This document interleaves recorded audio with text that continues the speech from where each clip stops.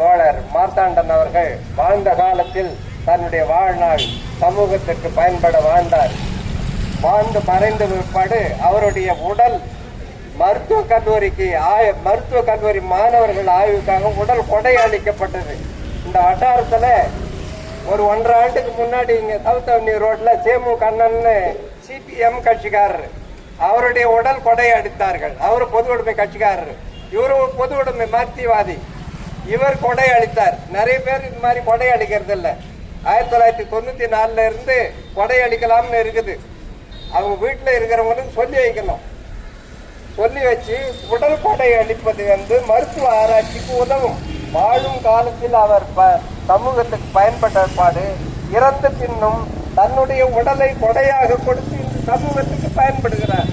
எனவே அவரை பின்பற்றி நாம் எல்லாம் நம்முடைய இல்லங்களிலே சொல்லி வைத்து நம்முடைய உடல்களை இறந்ததுக்கு பிற்பாடு மருத்துவக் கல்லூரிக்கு கொடை அளிக்க வேண்டும் என்ற வேண்டுகோளை இங்க வைக்கணும்னு நினைச்சேன்.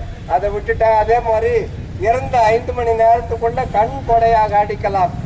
கண்ணு கொடையா அடிச்சா இப்போ ஒரு கண்ணை எடுத்தா 2 பேருக்கு விழி அளிக்க முடியுமா? 2 கண்ணை எடுத்தா 4 பேருக்கு விழி அளிக்க முடியும், பார்வை அளிக்க முடியும். இன்னைக்கு ஒரு மனிதர் இறந்து போனதும் 5 மணி நேரத்துக்குள்ள கண்ணை கொடை கொடுத்தா, 2 கண்ணு கொடுத்தா 4 பேர் பார்வையற்றவர்களுக்கு பார்வை அளிக்க முடியும் என்பது நிலை.